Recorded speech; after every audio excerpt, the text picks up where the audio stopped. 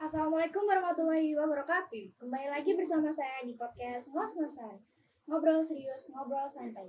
Di podcast kali ini saya tidak sendiri, tentunya saya ditemani oleh teman-teman saya dari Universitas Amikom, Prodi Ilmu Komunikasi.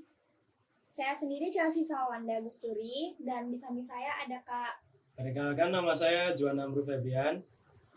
Perkenalkan, nama saya Faruk Sinisewan, bisa dipanggil Fahrul. Perkenalkan, nama saya Muhammad Rizky Kurniawan, bisa dipanggil Rizky. Di podcast kali ini kita akan membahas tentang kasus kesalahan masa kini. Karena masa kini itu banyak tokoh-tokoh dan juga inspirasi bagi kita semua kaum muda untuk bisa kita menjadi sukses. Dan untuk Kakak Juan, menurut Kakak Juan apa sih kesuksesan itu?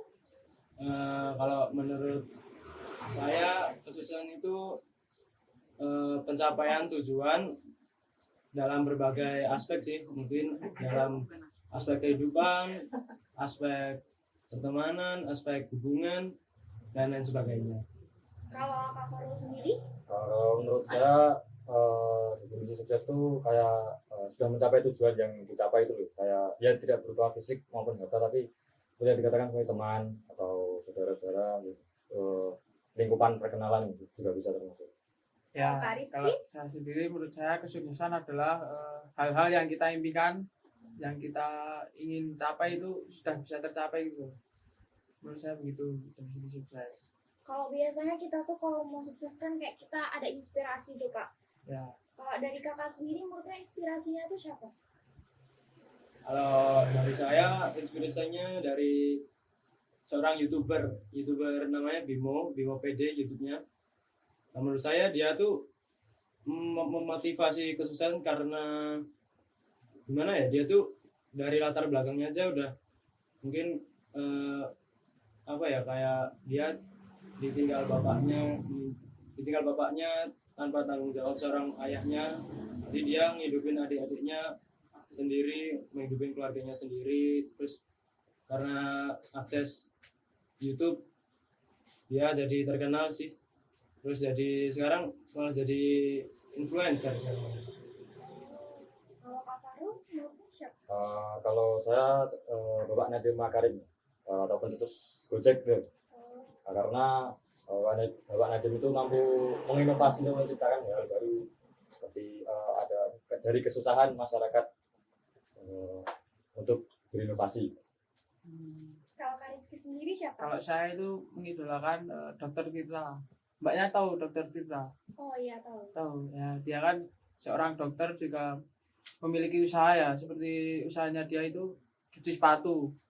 Ya, dia merintis dari nol, dari benar-benar toko kecil buat nyuci sepatu itu sekarang bisa punya cabang banyak itu loh. Nah, itu yang menginspirasi saya ingin menjadi pengusaha seperti itu. Kalau dari masing-masing tokoh yang Kakak sebutin tadi nih, kan di masing-masing tokoh kan ada kayak personality plusnya. Contohnya tuh kayak ada soundnya populer, choleric powerful, melancholy perfect, sama melodramatic cashful. Nah kalau saya sendiri apa? Contohnya tuh kayak choleric powerful, yaitu seseorang yang tegas dan juga ada jiwa kepemimpinannya. Ya, kepemimpinan gitu. Iya. Kalau choleric powerful kan kayak dia powernya tuh gas gitu.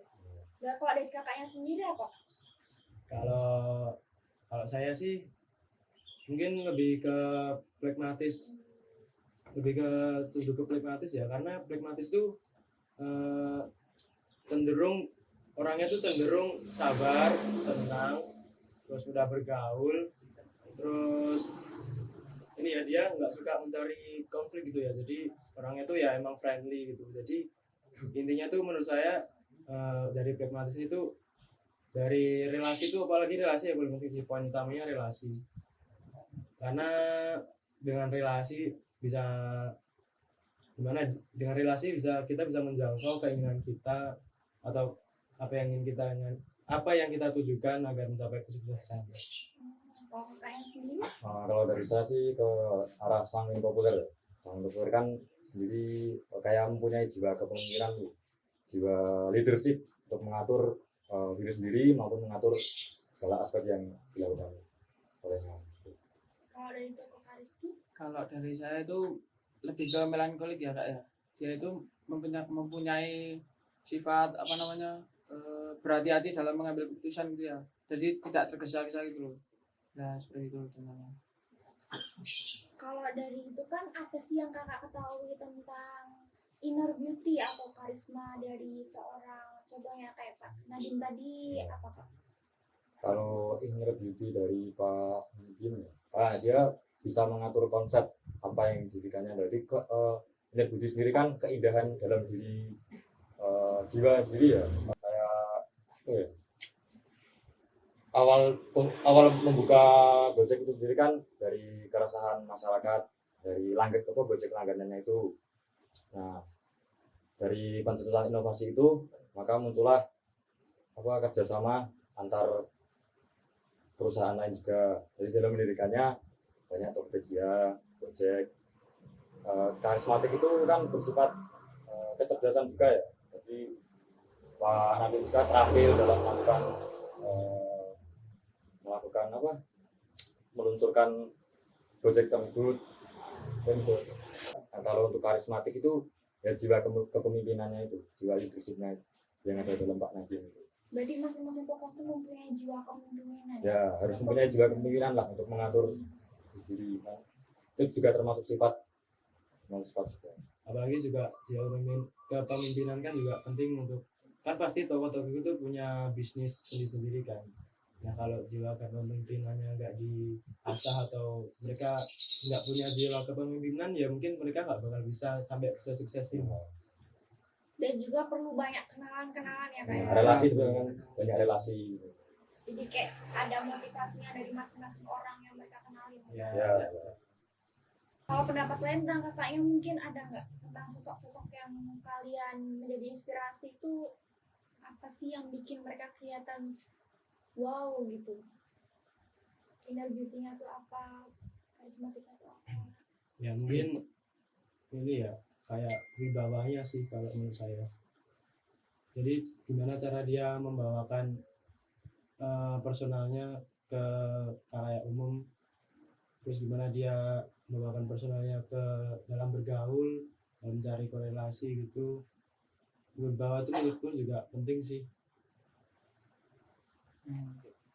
Berarti kita tuh kalau mau menuju kesuksesan, kita harus memiliki inspirasi dari tokoh-tokoh yang kita sukai atau tokoh-tokoh yang kita idolakan.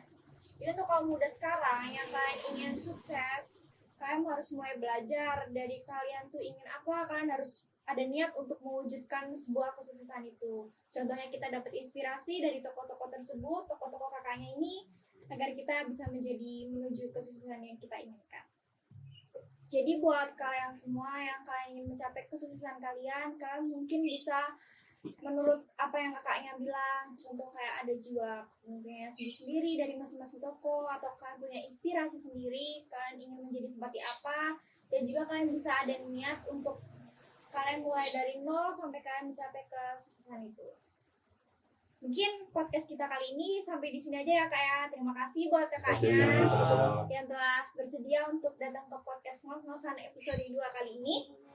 Terima kasih buat kalian semua yang telah memberikan kita sebuah tema atau judul buat kita bahas di podcast kali ini. Terima kasih. Wassalamualaikum warahmatullahi wabarakatuh.